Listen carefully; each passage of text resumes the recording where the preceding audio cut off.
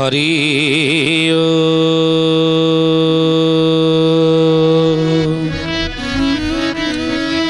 ओम भूर्भुवः स्वः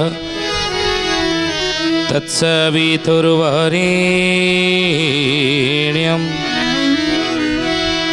भर्गो देवस्य धीमहि धियो यो नः प्रचोदयात्।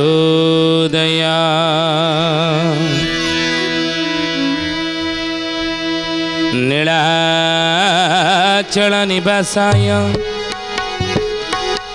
नित्याय परमात्मने बलभद्र सुभद्राभ्यं जगन्नाथ यते नमः। जगन्नाथ यते नमः। बोलिए महापुरुष अच्युतानंद जी की सुधी यानी ज्ञानी गुणी मंडली आज अध्याय आलोचना को आपण मानक स्वागत जनाऊँ। आज मालिका वचन आलोचन आम आलोचना करने जाऊे गोटे राशि रे 5टी ग्रह कि 7टी ग्रह कि अनेक ग्रह रहिले संसार उपर तार प्रभाव कौन पड़े बोली अच्युतानंद महापुरुष बा पंचसखा माने मालिकारे लिखिछन्ति। गर्ग संहितार कहुई एक रासौ जदा जानती चत्वार पथखे चरा प्लावयन्ति मही सरवा रुधिरेण जले नवा। माने गोटिए राशि रे जदि 4टी कि 5टी कि 7टी ग्रह रहती ताले पृथ्वी मही कहले पृथ्वीटा कौन हम रक्त रंजित हेब रुधिरेण मही सरवा। महापुरुष कहले तेणु शक्ति नाही बछ काहारी जगते नियति को नेब निज इच्छा मते। शक्ति कहार दुनियार नहीं नियति को निज इच्छा अनुसार नब। नियति को निज इच्छा अनुसार ही नेउथिला आपण माने जानिथिबे साउदी अरब नहीं कौन हैला ना कृत्रिम वर्षा से करुले समय समय कृत्रिम वर्षा करती नियत को निज इच्छा मत चलिया पाए। अनेक वर्ष तले हे ज्ञानी गुणी मंडली जे सूर्य किमिति संसार सृष्टिर किमिति उत्पत्ति होती ताकू जानिबा पई मध्य प्रयास कर जाइतला संभव। ज्ञानी गुणी मंडली नियत को किए निज इच्छा मंत्र चलैनि कि चलई पारिबे नाही। तो महापुरुष कहले बाबूरे नियत रे जहा लेखा अछि ताहा ही घटिबो। भवितव्य जहा अवश्य घटई करि पारे के हुआन। भवितव्य जा अवश्य घटई के करि पारो यान कि आन करि परिबो नाही जा भवितव्य अछि। आउ नियति को जी भवितव्य तो जहाँ अच्छी घटो कि नियति को जी निज इच्छार नापी चेष्टा करे ये ज्ञानी गुणी मंडली कौन करे नियति कोप करे नहीं।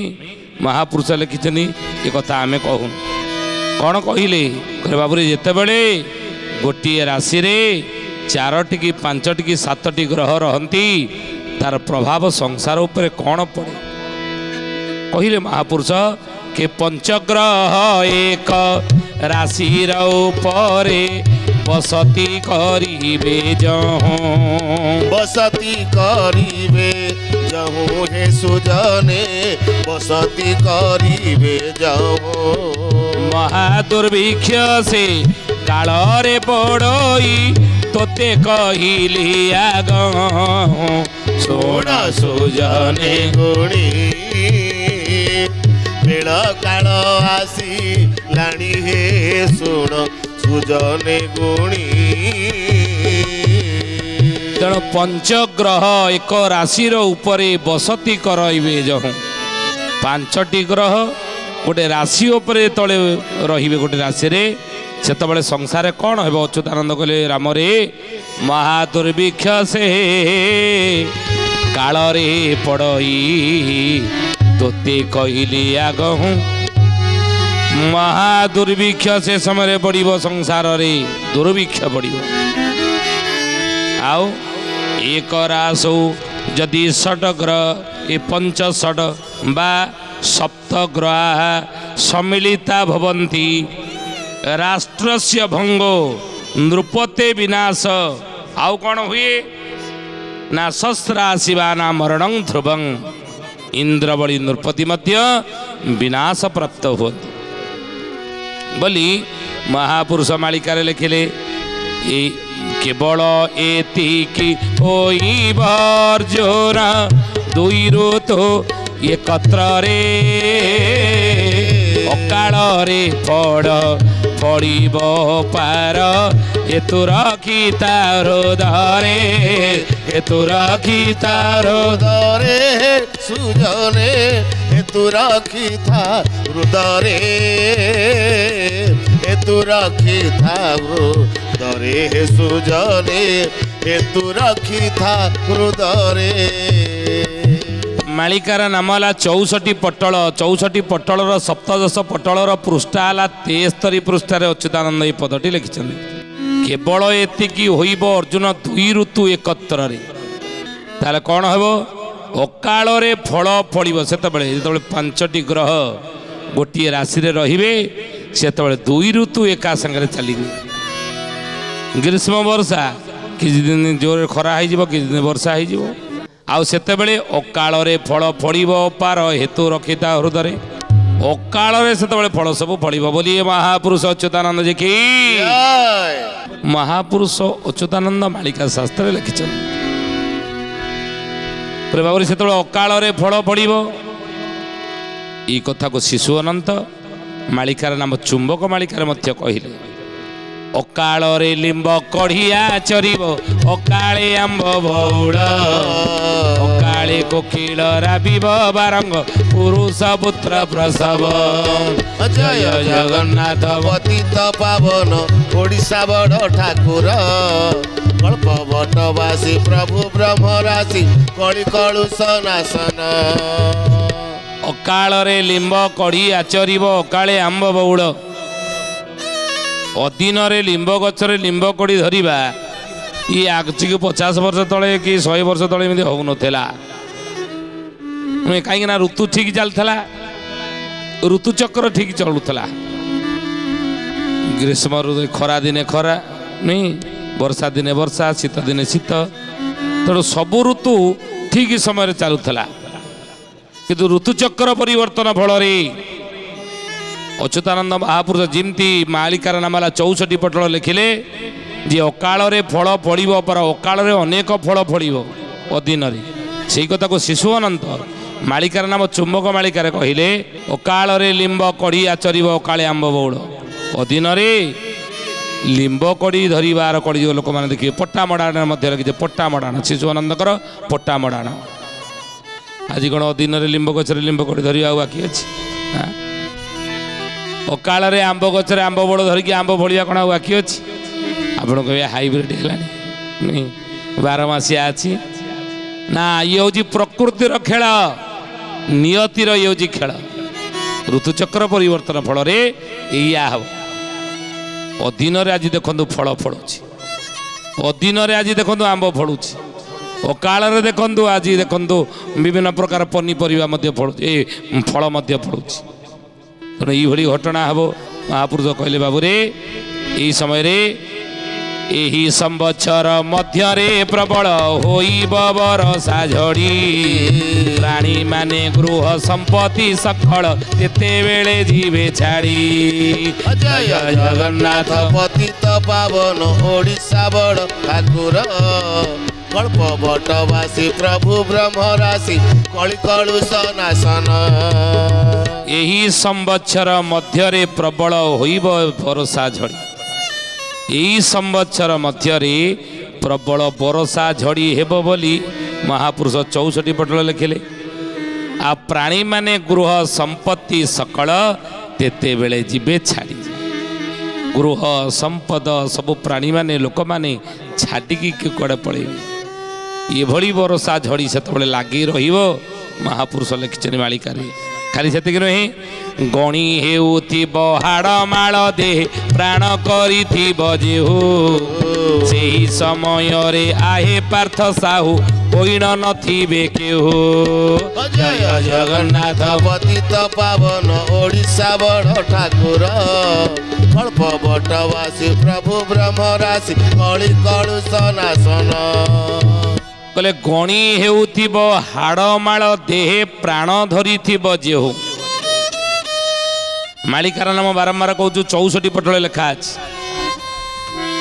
ये नौंक दुर्भिक्ष समय आपण मैंने देखि नौंक 9 अंक जो 9 अंक चली दुर्भिक्ष पड़ी हाड़माड़ देहरे गणी हो जाता से हाड़ कंकाल मय देखा जाऊला शरीर जीवन था प्राण जी धरी खाली हाड़मय देह।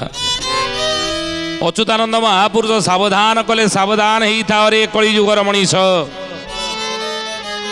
जेतेबेले 5टी ग्रह गोटे राशि रे रहिबे सेतेबेले नौंग दुर्भिक्ष भली परिस्थिति संसार सृष्टि हेबो।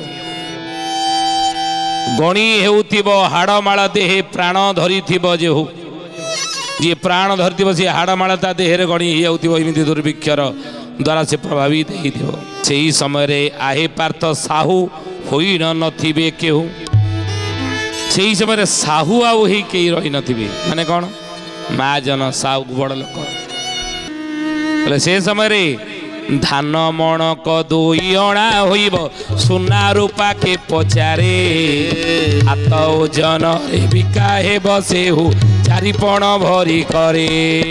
जय जगन्नाथ पतित पावन ओडिशा बड़ ठाकुर कल्प बटवासी प्रभु ब्रह्म राशि कଳି कलुष नाशन।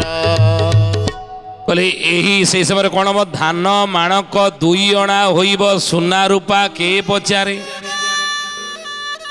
धान चाउलर हो खाद्य शस्य दुर्मूल्य हम आ सुना रूपा को किए पचारे से शिशु आनंद परा मालिकार लिखिं टंका सुना परे स्वान मुतु थिब स्वान न होइब नाश कहंती अनंत ब्रह्म ज्ञान बाणी शुण तोरे ब्रज सुत।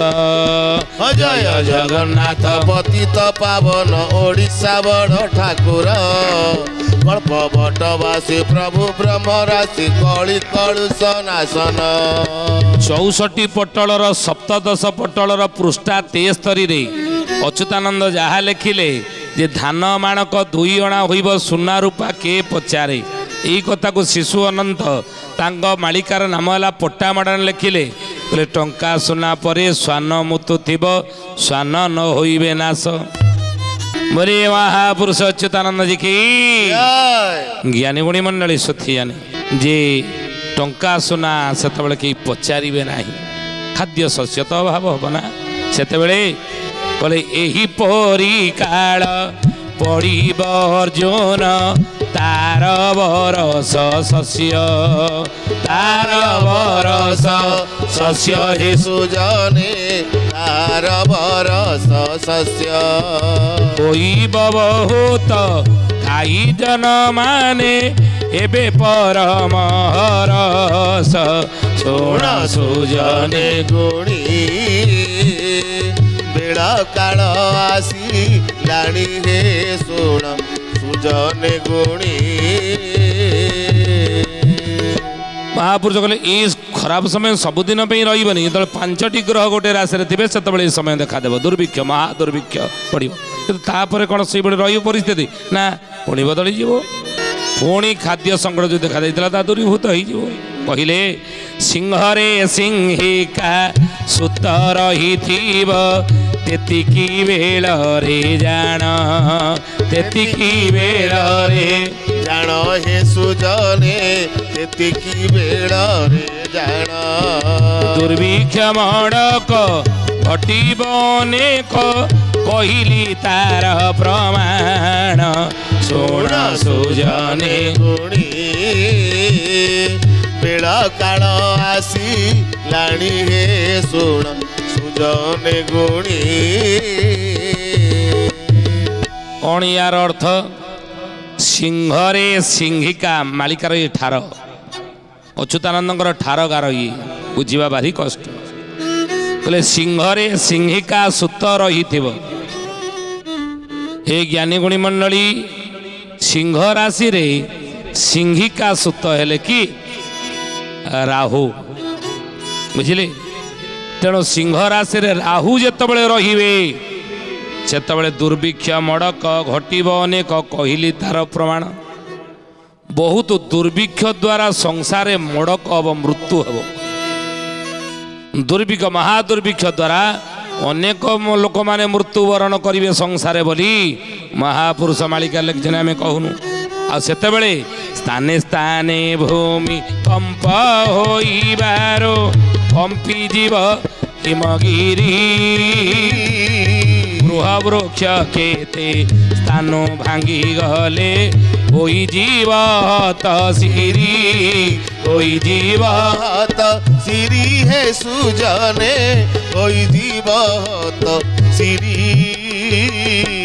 होई जीव सिरी हे सुजने होई जीव सिरी कले स्थाने स्थाने भूमिकंप होइबारु कंपी जीव हिमगिरी हिमगिरी कहले कौन हिमालय से हिमगिरी कले हिमालय दिने कंपमान हेब कहीं ना भूमिकंप द्वारा प्रबल मात्रा भूमिकंप हेब के पाताले बासो कि देखिब मुंड तीन थर जे कंपीब ब्रह्मांड तीन थर जे कंपीब ब्रह्मांड तीन थर जे कंपीब ब्रह्मांड पाताल रे बासुकी मुंड टिके माने भूमिकंप सब हम प्रबल मात्रा बोली आप देखुना चारिड़े भूमिकंप होना जोर होनी आगु के भूमिकंप सबुआड़े हे प्राय अनेक जगार भूमिकंप धन जीवन नष्ट हो बोली महापुरुष मालिकार कहले आतेबले गृह वृक्ष केते स्थान भांगी गले होई जीव हतश्री ये पृथ्वी हतश्री भाया देखा हतश्री माने कहले कौन स्त्रीहीन भली देखा आतेबले के नाना रोग मान प्राणी शरीर दिन को दिन ग्रासिब दिन को दिन ग्रासिब हे सुजने दिन को दिन ग्रासिब अति अचंबित जिनिस जे दूर देशु पास को आसीब शुण सुजने गुणी बेल काल आसिलाणी हे शुण सुजने गुणी नाना रोग प्राणी शरीर दिन को दिन ग्रासिब पांचटी ग्रह गोटे राशि जो थी से दुर्भिक्ष हम भूमिकंप मान संसार जोर देखा देव आतेबले महापुरुष कहले नाना रोग मान मनीष शरीर रे ग्रास कर निरोगी होई से जड़े के रहिबे नहीं समस्ते रोगग्रस्त संसार हेबे से समय बोली महापुरुष कहले आम कहूँ सेतेबले अमूल्य जिनिस अति आचंबित जिनिस सब आसीब दूर देश पाखक आसीब आचंबित जिनिस सब आसबनि कि मयूर सिंहासन भारतर बाहर अच्छी आसब भारत कोहिनूर हीरा भारतर बाहर अच्छी से कोहिनूर हीरा भारत को आसब कोणार्कर चुंबक बाहर अच्छी ता भारत को आसब यही कौन श्वेत तुलसी भारतर बाहर अच्छी से पुणी भारत को आसब ये बहुत अति आचंबित जिनिस महापुरुष अति आचंबित जिनिस जे दूर देशु पासकू आसब पाखक से पलि आसब से समय किंतु ही ज्ञानी घड़ी मंडली महादुर्भिक्ष दिने पड़ा आग को बोली अच्युतानंद महापुरुष मालिकार लिखिं तेणु आम सावधान ही प्रभु पादरे आत्मा निवेदन करी भगवत स्मरण सब करूँ ये दुख दुर्दन केमी आम उद्धार पाइबा आज तो समय होती आसंत बाणी की विराम देवा प्रभुंर नाम नहीं तो तापर जड़े भक्तर ना कहवा नाउली दासंक शिष्य अटे से ही नाम चई दास बोली माता नाम बारी पिता नाम हरि ग्राम नाम चांदवाली ग्राम नाम बाली हे सुजने ग्राम नाम चांद बाली